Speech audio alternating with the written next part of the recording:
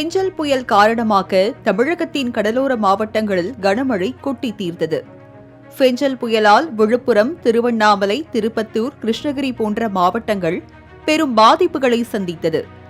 சென்னை மற்றும் புறநகர் பகுதிகளில் பரவலான கனமழை பதிவானது. சென்னையில் பெரும்பாலான இடங்களில் இயல்பு நிலை திரும்பிய நிலையில் மழைநீர் வடியாததால் பள்ளிக்கரணை மக்கள் கடும் சிரமத்திற்கு உள்ளாகியுள்ளனர். சோழிங்கநல்லூர் வட்டத்திற்கு உட்பட்ட பகுதியான பள்ளிக்கரணையில் அமைந்துள்ளது சாய் பாலாஜி நகர். இந்த பகுதியில் 1000க்கும் மேற்பட்ட வீடுகள் உள்ளன.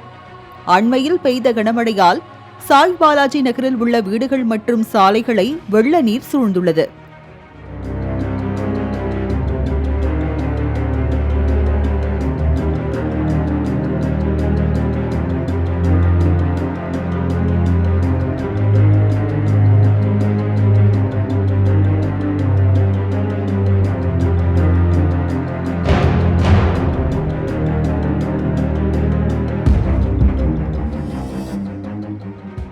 நான்கு நாட்களாகியும் மழைநீர் வடியாததால் வீடுகளிலேயே முடங்கியுள்ளனர் சாய் பாலாஜி நகர் பகுதி மக்கள்.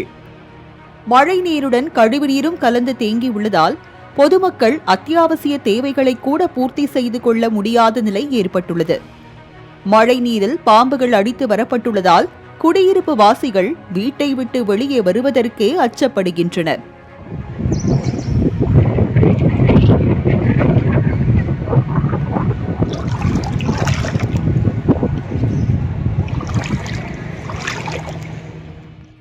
சுமார் 1 கிலோமீட்டர் தூரத்திற்கு சாலையே தெரியாத அளவுக்கு மழைநீர் தேங்கியுள்ளதால் சாய் பாலாஜி நகரில் வாகனங்கள் பயணிக்க முடியாத நிலை ஏற்பட்டுள்ளது. இந்த பிரச்சினைக்கு மாற்று தீர்வு கண்டுபிடித்த சிறுவர்கள் பழைய இரும்பு பலகையை படகாக மாற்றி அதை பயன்படுத்தி கடைகளுக்கு சென்று வருகின்றனர். இங்க வீடு எனக்கு பக்கத்துல தான் இருக்கு. அங்கிருந்து இங்க நடந்து வந்து பால் பாக்கெட் வாங்கிட்டு போறேன்.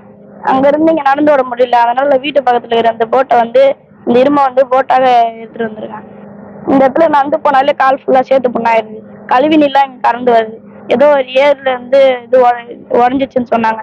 அதனால இங்க தண்ணி இப்ப மழை பெய்யறது இல்லை. அதனால இங்க இருந்து நடந்து போயிட்டு வரத்துக்குள்ள கால் ஃபுல்லா சேர்த்து புண்ணாயிருது.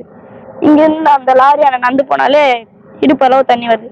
நடக்க முடியல. அதனால இங்க பக்கத்துல போட்டு இருந்ததால, பக்கத்துல இரும்பு இருந்ததால அந்த இரும்பு போட்டை யூஸ் பண்ணி எடுத்துட்டு போயிடும்.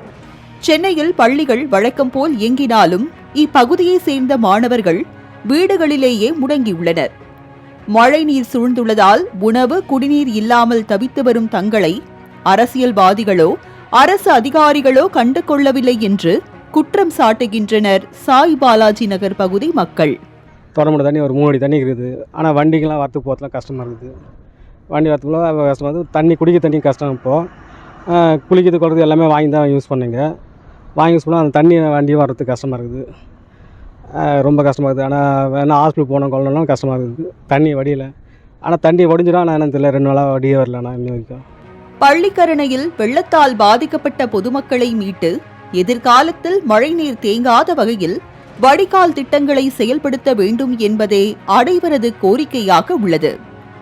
மாலை முரசு செய்திகளுக்காக ECR செய்தியாளர் சுரேஷ்.